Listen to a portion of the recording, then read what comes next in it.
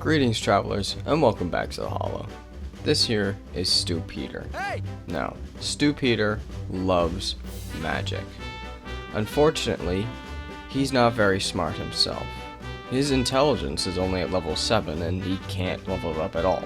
But he still really wants to be able to beat the game with sorceries. So, he decides that he's going to try and beat all of Elden Ring while only using sorceries, and I'm gonna help him. We start by going north, as far north as we can, up to Liurnia. We find a little wagon pulled by a few giants.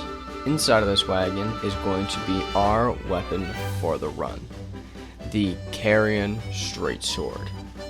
And unfortunately it has a requirement that I didn't know it had, so we can't use this. So what are we gonna do? How are we gonna beat the game using a sorcery if we don't have enough intelligence to be able to even cast Glintstone pebble? Well, I have an idea for that. We start by going even further north, up to Carian Manor. We run through Carian Manor, and inside, near Loretta's boss fog, we instead go as far left as we can. Running that way, we go past a few pots, and we find what we're looking for. An Ash of War Carian Grandure. Now, Carian Grandure is very slow. Like, very slow. It takes forever to cast, but it does do a lot of damage. So, the goal is to try and get off as many Carian Grandures as we can, and since they do a lot of posture damage, we get enough, and then it gets knocked, and we can do even more damage. So, we grab the wet blade knife, and then we unfortunately have to kill Alexander. We can't live with ourselves, so we jump off a cliff. Anyways, doing a little bit more prep, we run around and grab the wondrous physic flask and the first half of the Dectus medallion. We head down to the Weeping Peninsula, grabbing more flask upgrades and the green turtle shield. Now, it's time for Margit. And remember when I said that Carian Grandure was slow? Yeah, it's like really slow. Like slow enough that Margit could probably get off an entire combo by the time we attack him once. So, knowing this, we need some way to speed up dealing damage, or we just deal more damage at once. So, instead of using the Lordsworn Greatsword, I decide that I'm going to use the Knight's Greatsword. Doing so, I need to actually grind for it. So, I've decided that it's okay to use regular attacks outside of boss fights just for convenience's sake. Other than that though, during bosses we can only use the Ashes of War. Now, we grab the bell bearing and then we head down to Caelid to play tag. Unfortunately our tag partner is not very good at tag. So after that, we upgrade our Knight's Greatsword and head all the way back to Margit. And we deal basically double the amount of damage. So, after a few attempts... Nice. Yes! Oh my god, that was actually gonna be so bad. We finally make it through. Now, after running through Stormvale a little bit, we finally encounter the character that is the most important to this run. Sorcerer Ragier. Now, in Sorcerer Ragier's inventory, he sells stuff like, you know, Glintstone Pebble, Spinning Weapon, and Carian Greatsword. Oh, what's that last one there? Does that say subscribe? What? You should totally do that. Anyways, shameless sellout aside, we buy all of his inventory because it might be useful to us. I don't know, maybe. After that, we grab the Dectus Half 2 and head up to Atlas Plateau. The reason we're heading to Atlas Plateau this early is because now with our extra Talisman pouch, I want something that can increase my damage even further. Godfrey icon increases the increases attack of charge skills, right? And since Carian Grandure is a charge skill, it's going to be useful.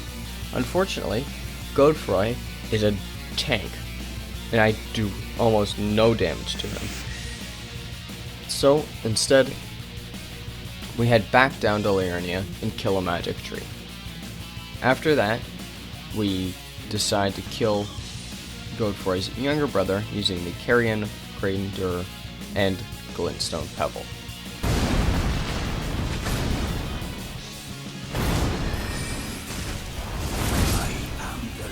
Holy shit, man. Just got fucking annihilated, bro. Veil, bathe in the rays of gold.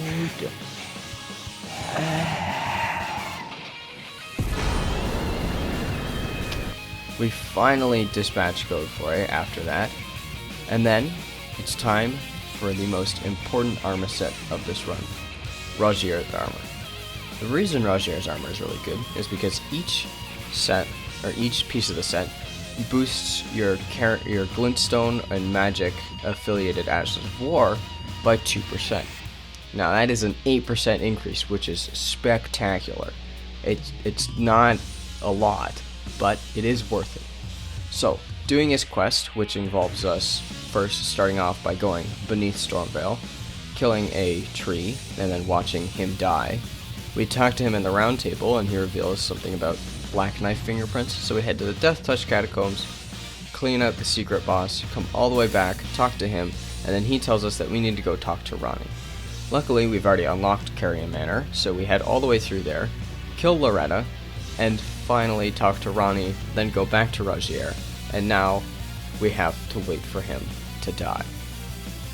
The easiest way to wait for him to die is to do something else, so we go kill Makar for more runes to level up.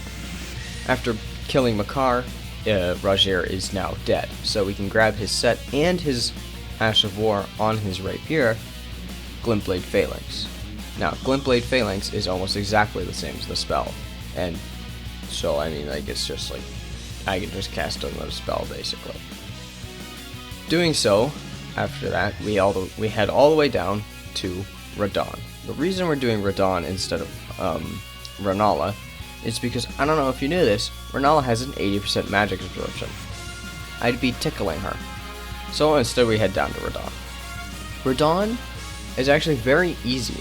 Reason being so is because if you just get in on him, he can't attack you, and you can charge up an entire Carian Grandure and just absolutely decimate his health bar. Fuck.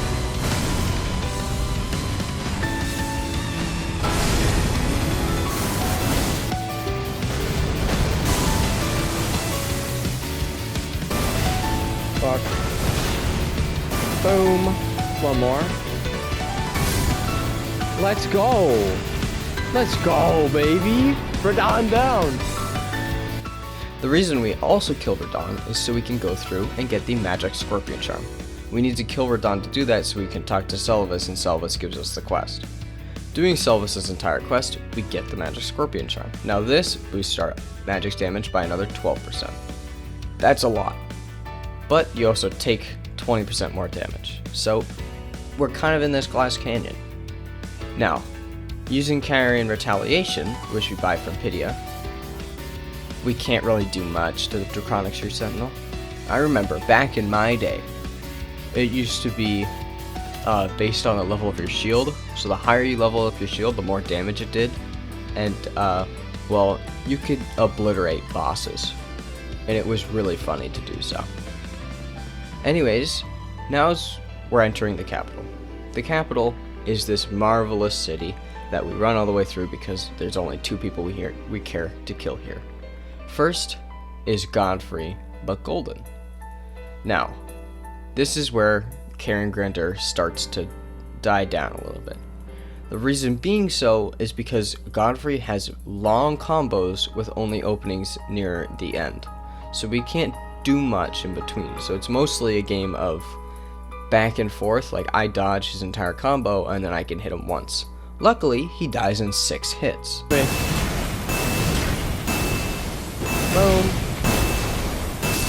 There we go, baby. Now, killing Godfrey grants us our final Talisman pouch, so we head all the way down back to EG and grab Carian Filligreed. Reason doing so is because that decreases the amount of FP for our skills cost, so we can just cast more without having to worry about our blue juice. Now, onto the, I guess, middle boss, Morgott. P-Pix, take him now. Morgott is very difficult. His combos are even longer with even less time to attack. So, instead I head all the way back down to Caelid, and I killed the Putrid Tree Avatar to get, that's right, the Thorny Cracked tier. The Thorny Cracked tier does increased stance damage. Now with the amount of stance damage we're doing, we skip the entirety of Phase 1 of Morgoth and almost Phase 2. Unfortunately, we almost choke, but we make it out alive. Now, heading up to the mountaintops, we grab the Bell-Bearing 3 and upgrade our Knight's Greatsword to a plus 18. Now is for my favorite boss in the game, Fire Giant. If you haven't heard my rants about Fire Giant, go check out my Elden Ring review. But anyways, I dislike this boss. This run wasn't actually very bad. With the amount of damage we can do by charging it up fully, and how slow he is sometimes, it's great. Second phase takes a marginally longer time than the first phase, but he goes down in about 5 minutes.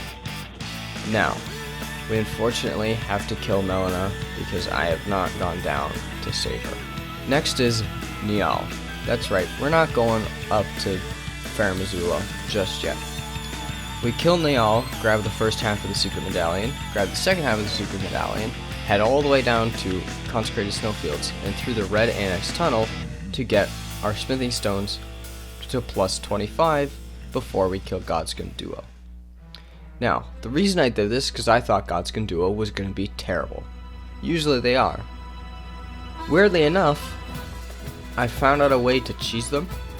If you just stand on top of the pillar after they break it, they just don't know what to do.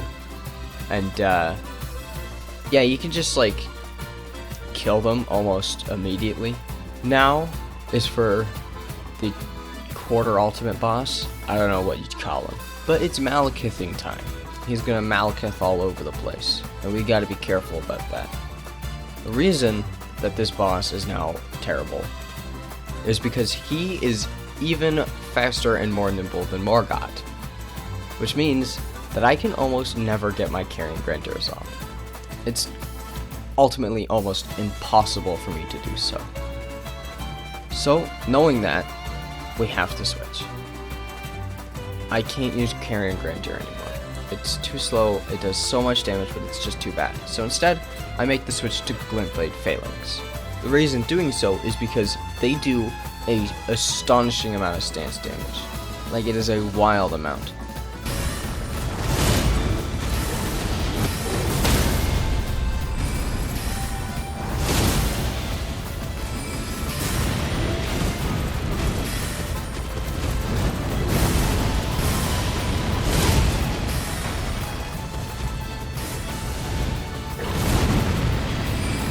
There we go.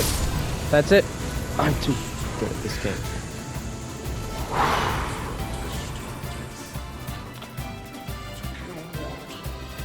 So, we do all that stance damage, and then we kill Malekith.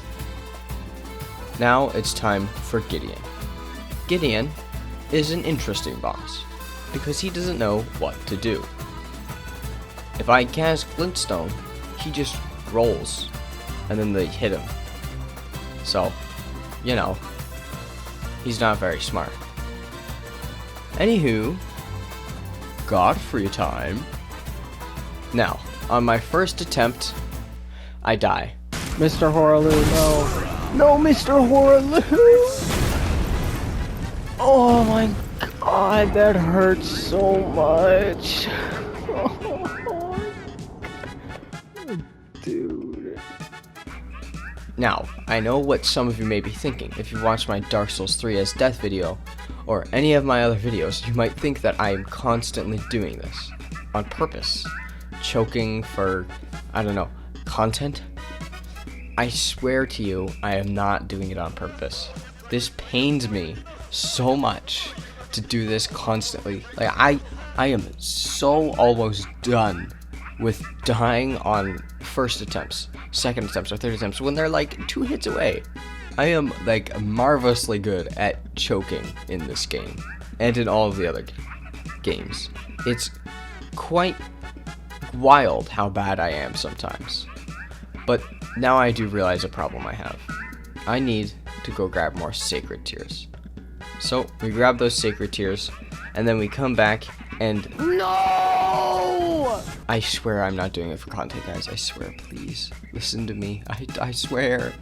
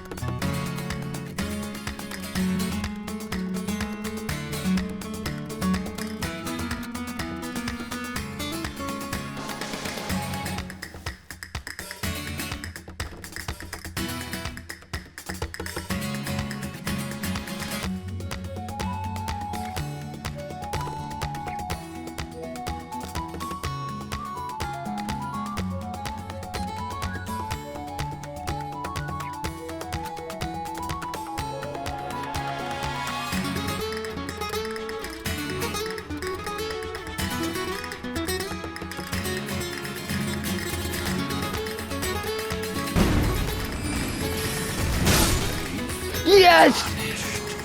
Oh my god, I thought he was gonna just combo me and kill me. Oh. We finally make it through. Now, here's where I give up. I can't do it. I can't beat the final boss. He's too difficult. That's when I remembered something. Who said I could only use one Ash of War at a time? That's right, while doing this entire thing, I was actually grabbing another Knight's Sword and upgrading it to plus 25 the entire time. Now, with 2 swords, I go back into the final boss.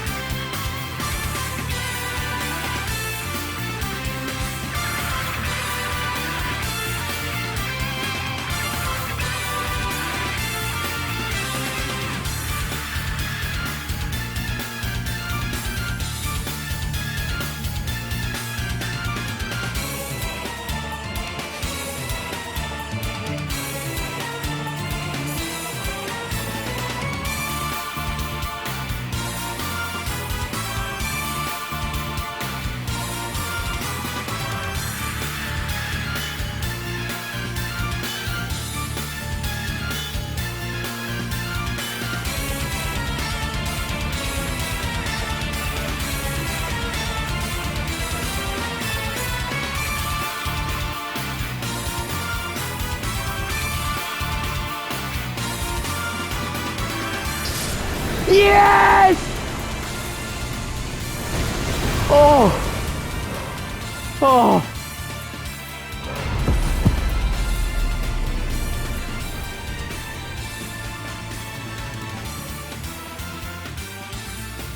And we demolish it using the Chilling Mist and Glintstone Shard combo. It does massive amounts of damage to Radagon, and then using ourselves the R2 attack, we also do massive amounts to the Elden Beast. We are so close to stunning him out of Elden Stars. We don't do it, unfortunately, but we do end up winning. Hey, if you guys like this, or if you didn't, comment, let me know. I'm always looking for ways to improve. Make sure to subscribe if you haven't already, and like if you liked it. Also, maybe check out this video that I just posted, or even this video that YouTube thinks you'll love. Anyways, have a great day, and I'll see you guys next time.